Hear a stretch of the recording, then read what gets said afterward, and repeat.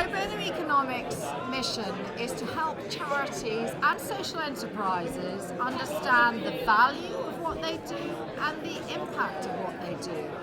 And we do that in a very unique and special way by harnessing the skills of professional volunteers, people who do economics in their day job, often people who've got 5 or more years experience of using economics to solve really difficult questions. So Pro Bono Economics matches professional economists with charities who want to understand more about the impact of the work and the hidden value that's often encompassed in their work. At the moment, I would say it's focused primarily on the science of economics and the way that that can shine a light on the value and the impact of the work that charities and social enterprises do. So yes, that would be the focus, I would say. And our work is really about helping charities understand what it means to collect an effective data set and how, with a few very simple frameworks, you can convert that data set into a really convincing and compelling evidence base that makes the case about how you're making a difference to people and families and their lives. Yeah, so in the 7 years since PB was founded, we've worked with over 300 projects, and those projects are normally rooted in individual charities and social enterprises. And I would say we've done a very, very broad range of different projects, basically responding to what the charities tell us they need help with. But if I had to categorize them, a number of them would be about economic analysis, what we often hear in the trade as cost-benefit analysis. So looking at the benefits of a program against the costs and what the net benefit that it delivers, both to the individuals that it helps, but also to the public who are often funding these programs in some way through taxes. The other type of work we do is using very big data sets, things that exist around health or education, and helping charities interrogate those data sets and say, what difference will my program make to big issues around mental health or education? Just to give you a couple of examples, we've recently done some work with the British Science Association looking at their CREST program and looking at how that helps young people engage in science, and then that leads on to success at GCSE level science, and then people go on to progress to take A levels in science and join the broader scientific community.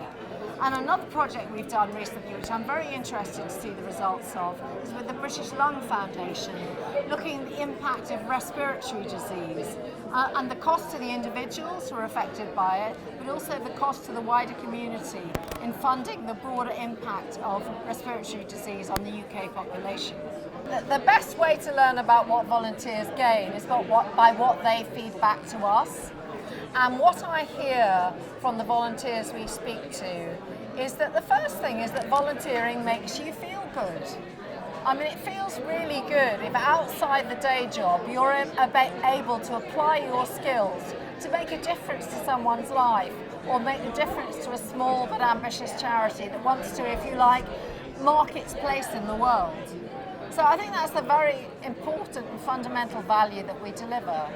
But there are also more quantitative ways to measure the value that we deliver. And I would say it's about capability building in the charity, understanding how to use data sets in a compelling way to build your case for support, to understand why the work that your charity doing is really, really essential, and why it deserves to be supported, and why it deserves to be supported at a higher level. I think that charities that work with us learn a different way of thinking about the world and the way they impact on the world. And the best way to characterise that, I would say, is that very often in the charity world it's about passion for a cause, often related to some personal experience that people in the charity have experienced, and so they're very, very passionate about what they deliver. They're utterly convinced of its value, and they don't understand why that might need to be demonstrated perhaps in numbers or in a more objective sense to other people.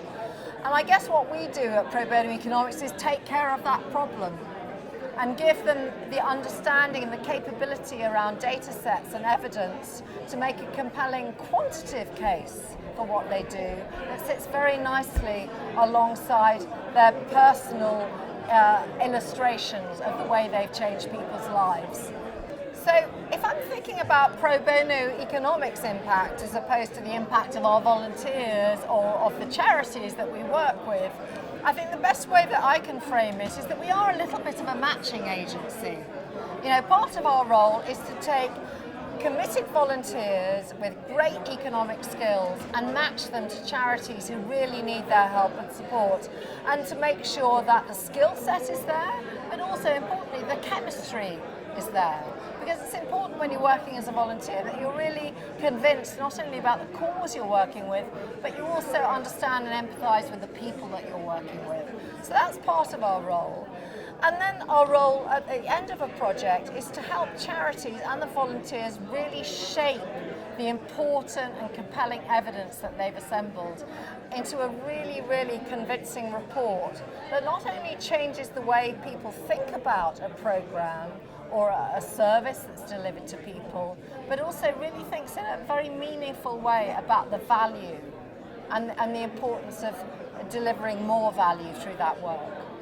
The way that we support charities and the volunteers that we work with, I would say it really divides into two things. Firstly, it's about understanding the environment and what to expect. And then secondly, about providing some technical support around methodologies and how they're applied. And they're two very different things, but they're very important components of the success of a project. So on the expectation side, many economists are used to being given big data sets to work on. When they work with us, they have to get much more down and dirty in the data and the front line and understand what data sets might be available that they can help the charity to collect, and then how to configure those data sets into a compelling evidence base. So many of them find that a really interesting challenge, and it really challenged their creativity and their resourcefulness. I would say that the other area that we help with is on the technical side. Economics is a very conceptual discipline, and sometimes it can be hard to apply some of the standard methodologies which have been developed around big data, big public services, or big corporate enterprises to the relatively small enterprise world of charities and social enterprises. And as we've done over 300 projects in this area since we were formed in 2009, we've now got a lot of experience in how to translate those big data methodologies into a small enterprise situation. So I think we can provide help, reassurance, and a little bit of creativity when it's needed. I guess my vision is one of evolution. We've done 300 projects at PBE since we were founded in 2009. We've assembled a huge knowledge base about how economics could shine a light on the work of charities and social enterprises. The challenge for us now is to synthesize that and think about how we can make more of it in two ways. The first way is to create some sort of simple how-to kits, some top tips, so that charities just making a start at understanding their impact and value can benefit from our experience. And the second very important area for us to look at, I think, is the clusters of work we have around particular themes and sectors. Mental health is a very important sector in UK society today. How can we shine light on that issue using the power of economics? And how can we influence both policy and practice in the sector to provide a better service for the individuals in that area?